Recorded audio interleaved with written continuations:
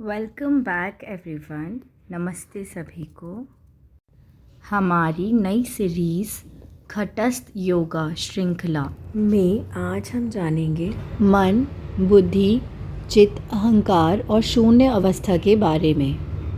जब हम व्यक्त रूप में आते हैं तो इसे कह सकते हैं विषय सजगता, और इस गोले से जो रेखाएं बाहर की तरफ जा रही हैं इसी को सजगता के द्वारा दर्शाया गया है। ध्यान को समझने के लिए विषय सजगता को भी जानना ज़रूरी है। जैसे एक विषय या टॉपिक पर हमारा अनुभव, एक्सपीरियंस स्ट्रॉन्ग होता जाता है, वैसे वैसे जो कॉन्शियसनेस है, हमारा मन है, चेतना है, वह स्थान बदल लेती है और किसी एक चीज़, किसी एक विषय, किसी एक टॉपिक, सब्जेक्ट के पीछे भागना और उसकी अवेयरनेस और उस विषय में हमारी चेतना, मन या फिर कॉन्शियसनेस का स्थान बदलना, यह हमारी सामान्य स्थिति है। बहुत कॉमन है, बेसिक है, ऐसा होता ही है मन की चेतना के साथ। हमारी एक इच्छा पूरी होती है तो हम दूसरी इच्छा में चले जाते हैं, या फिर उसी इच्छा में चेतना, कॉन्शियसनेस, हमारा मन अपनी जगह बदल लेता है और हमारी चेतना, हमारे मन, कॉन्शियसनेस के स्थान परिवर्तन को पूरे जीवन कोई भी बदल नहीं सकता। पर बहुत ही रेयर महान लोग होते हैं जो इसे बदल देते हैं, लेकिन सामान्य लोग, आम आदमी, हम नहीं कर पाते। तो अभी तक हमने गोले के बाहर जाते हुए रेखाओं पर बात की, लेकिन अब दूसरी स्थिति जिसमें रेखाएं गोले के अंदर की ओर आ रही हैं उस पर बात करते हैं।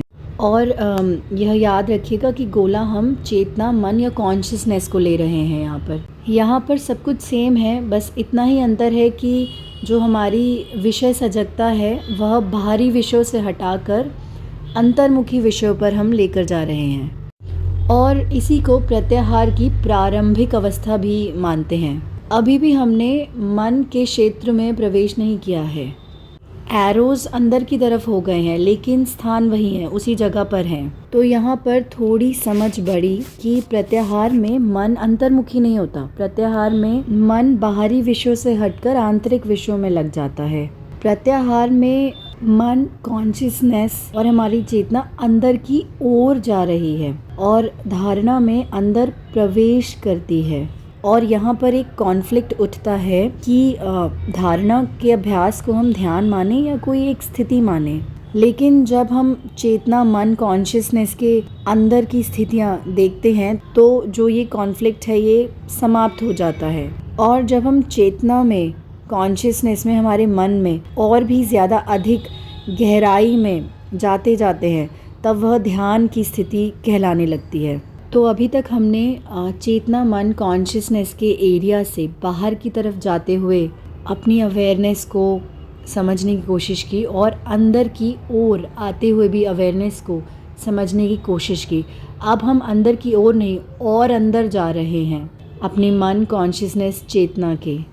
गहराई पर जाने पर हमें 3 गुण चेतना, मन, कॉन्शियसनेस के अंदर मिलते हैं, जो होंगे तामसिक, जिसका मीनिंग है स्थिति स्वभाव, राजसिक, जिसका मीनिंग है क्रियाशीलत्व, और सात्विक, जो कि प्रकाश स्वभाव होता है। और सबसे कोर में अंदर एक बिंदु होता है जिसको हम कुछ भी मान सकते हैं, परमात्मा, आत्मा या शून्य स्थान। और यह भी कहा जाता है कि बिंदु से नाद या ध्वनि उत्पन्न होती है।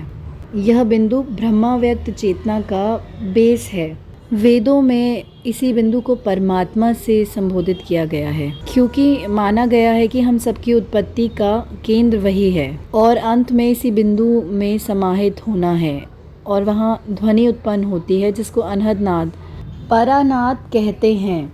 और वो बिंदु व्यक्त नहीं, अव्यक्त है, जो परिणाम नहीं, मूल बेसिक क्रिया है, जो प्रतिक्रिया नहीं, क्रिया है। अनहद का भी यही अर्थ होता है कि जिसे सुना ना जाए, जिसको कोई बजाने वाला ही ना हो।